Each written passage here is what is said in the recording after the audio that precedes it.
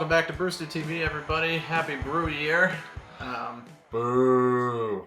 Why boo? You're right. New year, new beer, let's go. Yeah, very excited to be back. 2021, the first episode of Brewster TV for the new year. 2020. Yeah, you heard it here. Very excited today. We've got a lineup consisting of 3 fine New England IPAs. Zach is my guest. I'm glad to have him back again this time around.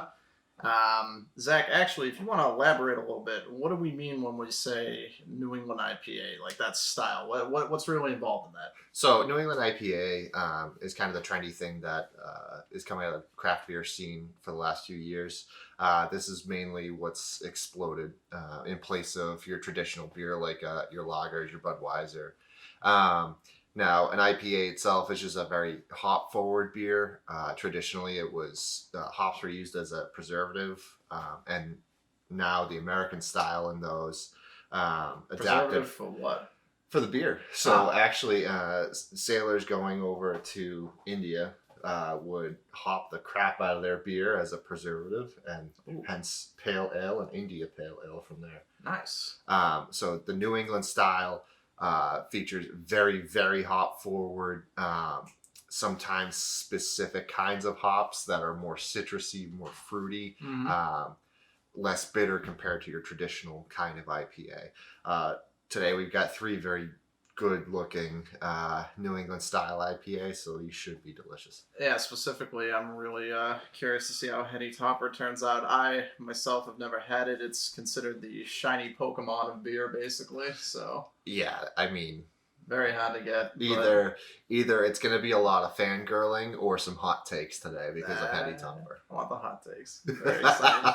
All right, on that note, enough pleasantries. Let's start drinking.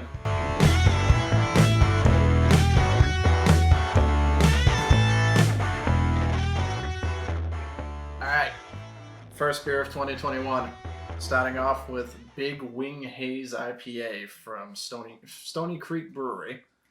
So, one of the things I noticed on this can, a hallmark of things I like to purchase, it tells you what kind of hops it's using.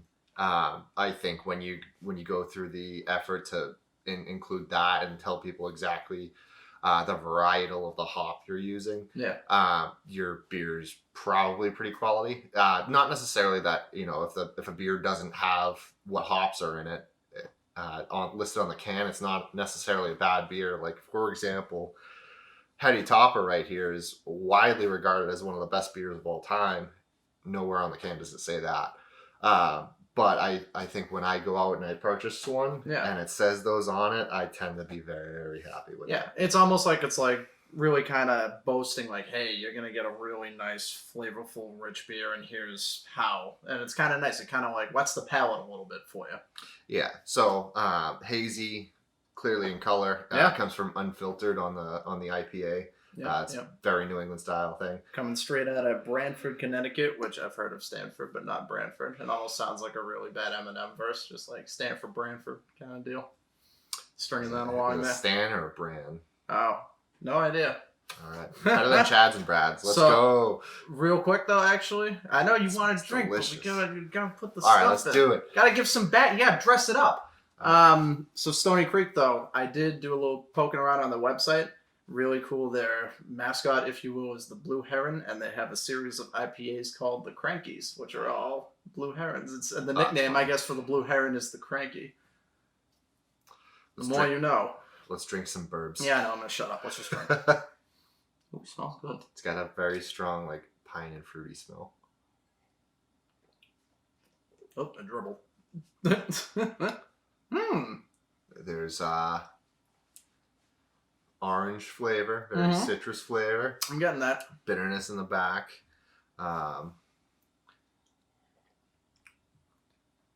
Yeah, I'm with you on the orange. I like it, though. It's really kind of refreshing. I'd say more grapefruit as well. So there is no fruit in this beer. These are all flavors that come directly from the hops. Yeah. This is very good. High IBV. If it wasn't called a New England IPA, they'd probably call it a double. Yeah. It's a 9.3. Holy shit. Yeah, so high ABV on it. Doesn't taste like it though. Like, you know how a lot of the high ABV ones, like the more you go up there, the more it's like bam hops. This is actually nice and smooth. I like my IPA smooth. I'm digging it. Definitely not any planty flavor or anything like that. Don't you stop. Hey, it's floral, it's citrus, it's delicious. Well done. It is. Very, very good. Nice job, Stony Creek. Nice job. All right. So, on that note, on to the next one. Let's go.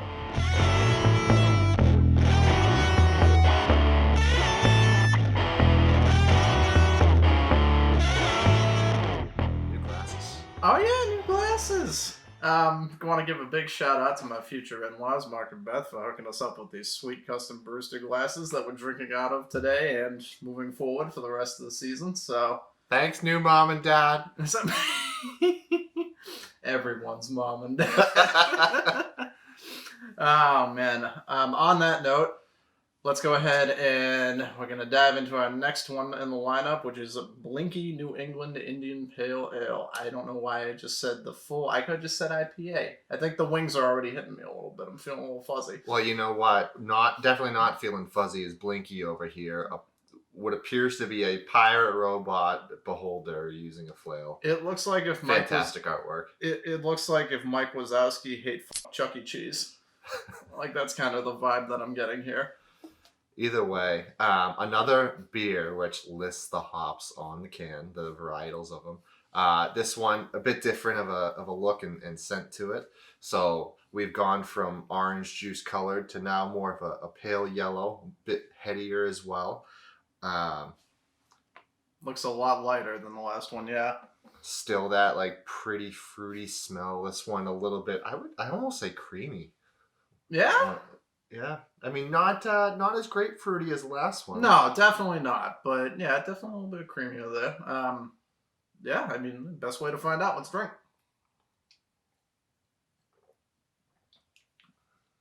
Ooh, that's really. It's extremely smooth. Yo, call Rob Thomas because that's smooth. Yo, that's so smooth. Yeah. Oh my god, I really like that. That is something that like I could just like this is a good what I call sipping beer, where it's just like, you know, you're sitting out chilling, you want something to just drink, kind of like relaxing, but you want something that's not going to fill you up too much. This is a nice combo of like smooth and still nice and light, so like You're not going to feel just bloated after. That's really, and the taste is I would really say good. Frighteningly drinkable, and it's a 7.2 as well. Yeah. So really up there in terms of ABV for something that tastes like this. Very mellow, kind of fruity. Yeah. Not super bitter at all. There's almost no bitterness to it, but you do get that hop flavor, which is very delicious. Yeah, it's funny because the can art is like so intense with this like monster with a flail and a torch, and it's like the taste like is just so nice and smooth and gentle. It's like scary can, but like a nice warm hoppy hug. It reminds me of summer. How? Because it's just light, drinkable, delicious. Yeah. No. Summery beer to me. Yeah, I could. Yeah, this is definitely. It's like I said. It's just good, relaxing sipping beer. Great job, Woodland. Really great job. And Woodland is based out of Kittery, Maine. So if once everything's lifted and we can travel around again, I definitely wouldn't mind going up there. See what else they got in the lineup. I love that area, Kittery and Portsmouth and everything. A lot of craft beer scene up there. It's fantastic. Yeah. Yep, New England represent. So, and they actually have a couple, I think I saw like a stout and a couple other IPAs from them I want to try, all with equally cool can art. So, you won me over with that, but the taste of this is, now you got me. You wrote me in. Well done. Yeah, very well done, Wilden. All right, let's go ahead and finish up our lineup here. And I am so curious. You've been telling me all day. You've got some hot takes ready. So, let's roll into this Heady Topper. Let's do this.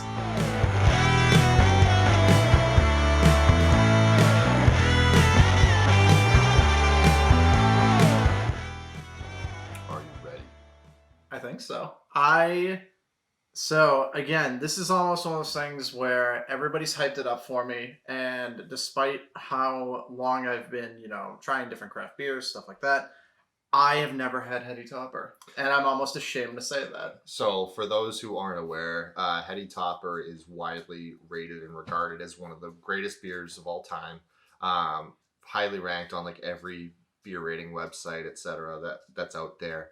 People, to get this beer, traditionally you had to wait in line on a Monday morning at 7 a.m. 15 miles in the snow. Almost. In Stowe, Vermont, which is right next to Burlington, Vermont, which is right next to Canada. And you'd wait hours to maybe get some. And they would limit on what you could get. And, you know, if you came a little too late, too bad. That sucks, though. Make a drive all the way up and there's no real guarantee for it. But I mean, like, right. Well, that's the hallmark of, like, a good beer, though. Like, if it's that high in demand. Yes. That being said, The Alchemist, wonderful, wonderful brewery.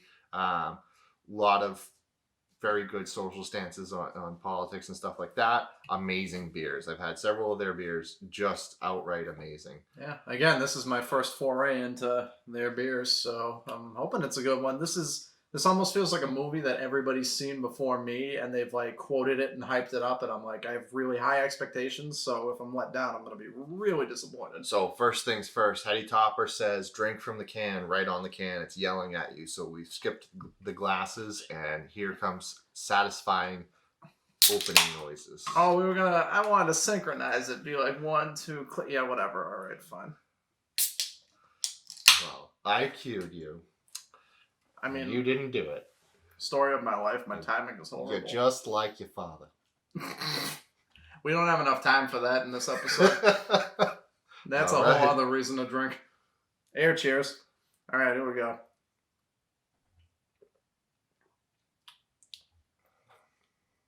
Yo.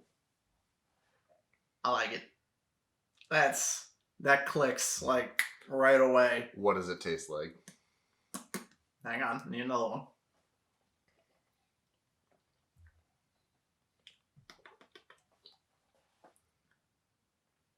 Man, it just tastes like a really good IPA. So you say plants, I swear to God. It has a planty flavor, and it comes from, so traditionally the planty flavor comes from a process called dry hopping. This doesn't claim to be dry hopped at all. It's just a lot of hop flavor, some bitterness in it. But it's not too bitter, which is good. It almost has, you know what it has?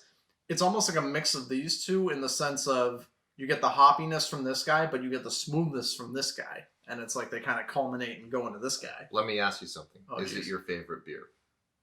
I mean, that I've ever had or today? Either one. Because, I mean, that's a whole other segment for that one.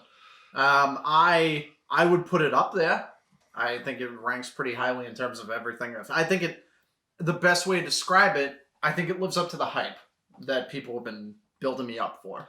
To me, this is not my favorite beer. This is a very, very, very good beer. It's consistently, again, top 5, top 10, even number 1 in many, many cases across different ratings and things like that. Mm-hmm. I think it's a little overhyped, and I think that may be in part because, especially last year, the one good thing to come out of 2020, we have gotten way better as a species at beer. There are so many other IPAs out there that are just so good. I don't think the first time I had Heady Topper it was life-changing at all.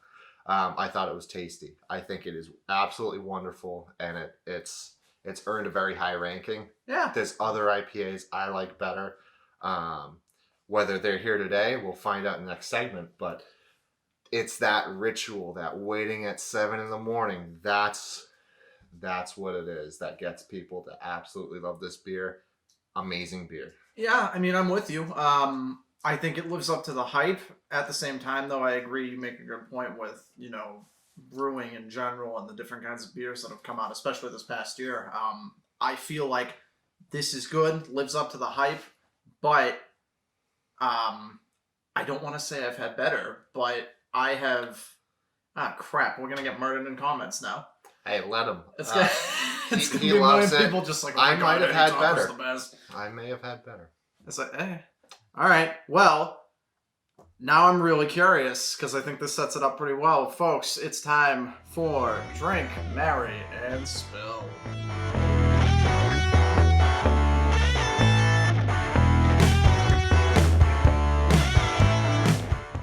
Ladies and gentlemen, it's time for everybody's favorite game show that is not syndicated, but totally going to be syndicated at some point in the near future, but who knows? Drink, marry, spill. Is Seinfeld involved?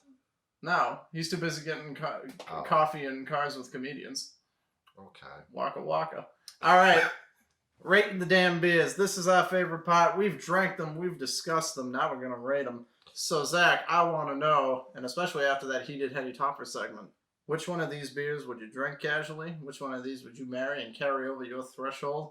And which one of these would you probably leave in someone's fridge and avoid them like the plague until they call you about it or send you an awkward text? Can we do them at the same time? Drink on 3. Okay. We'll do something a little different here. Ready? 1, 2, 3. 3. Big wings. Really? I would definitely drink this. The Blinky was so mild, so delicious. It's really tasty. You don't like drink it? I would drink it. Okay. Explain. This was an amazing beer. I loved every second of it. It's so light. It reminds me of summer. Thank you for coming to my TED Talk. Explain yourself. Yeah, I mean, I like the wings. I would drink it casually, which is nice. I mean, I like the citrusy kind of flavor without having the fruit in it. It's just a really nice casual beer, and I love just casual sipping beers, like I mentioned when we talked about Blinky. And I think Big Wings is a good representation of that. Yes. Plus, I like birds, and this place's mascot is a blue heron. So shout out to blue herons. I feel bad about what happens next. Are you ready for Mary? All right. No, you know what? Do yours, spill. Then I'll do mine. No, hold on. We'll do spill next. How about that? All right. I feel bad about this. I'm gonna piss off the internet. Ready? 1, 2, 3. Heady. Spill. Yikes! I spilled a Heady. You spilled a Heady. Why do you spill a Heady? All right. So I remember being in high school and The Hangover came out. And everybody went around and quoted The Hangover and made all the lines not funny anymore because they kept saying shit over and over again. And by the time I watched the movie, I watched this and I said, this isn't anything, like, this isn't funny. This isn't what it's palatable, but I don't enjoy this. I don't want to say I'm having the same thing with the Heady, but because, wait. Said you did. So hang on. I'm going to backhand compliment. So, the Heady I really enjoyed. Yes, it was everything that people told me it would be. It was everything that they were like, oh, this is how it tastes. This is how good it is. It lived up to its expectations. But we need to remember, out of all 3 today, if you made me choose between these 3 strictly, I'm still on the Heady because I just simply enjoyed the other 2 more. For what it is, it's great. But in comparison, these 2 guys shine, I think. In order to save my internet reputation, what have I told you about Heady before this episode? To drink it from the can or else you get yelled at. By the can. Yes. That's it. I have given you no takes prior to today on Heady Topper. Yeah. It's not, like I said, for what it is, very good. Does it well. But in comparison to these 2 today, I would spill this guy because I'd rather drink these guys. I would spill the burbs. I loved the burbs. But I don't like grapefruit as much as I liked these. I think I hate on my burbs, man. They're delicious burbs. I've had better burbs. I love burbs, man. I love burbs. And I think by process of elimination, I would marry the Heady. I marry the Blinky. You marry the Blinky. I like the Blinky. The Blinky was my favorite out of all of them. And again, it touches back to this is good, but in comparison, I love the Blinky. The Blinky, out of everything we sampled today, is my absolute favorite. So I would marry the shit out of this Blinky. This is proof you don't judge a book by its cover. Ugly ass can, delicious beer. I would marry the Heady Topper. It is a fantastic beer. I think a little bit overhyped. I don't know that I would wait at 7 a.m. On a Monday morning in Stowe, Vermont for it, where we live nowhere near there. Shout out to Martin for getting me this Heady Topper. Thank you so much. Thanks, Martin. It's good, but don't kill me. I'm scared. I'm really scared. Again, I think we live in a world where there's, we there's live Main in a Lunch, society. there's Battle Axe, there's all these other fantastic IPAs around.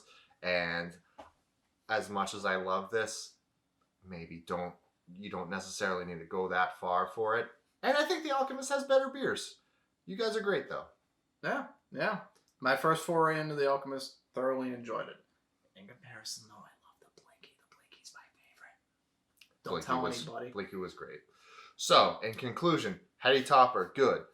Blinky, fantastic. Burbs, the best.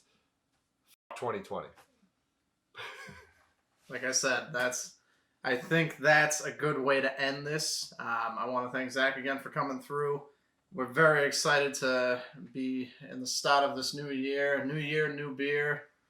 Let's get it. On that note, everybody, if you want to stay in touch for more Brewster content, be sure to like, comment, subscribe on YouTube. Follow us on Instagram at Brewster Promotions. Follow us on Facebook. Same exact tag. Don't know why I'm throwing finger guns out there. I'm a little drunk. Let's keep going here. Zach, thanks so much. I think we've had a really good, informative episode today, and we pissed off the beer internet community. So I'm really, while everybody's priming their pitchforks, I'm really curious to see what happens. And by we, you mean you. Thank you. Yep, I gotta live with it. On that note, until next time, everybody, goodbye and good night.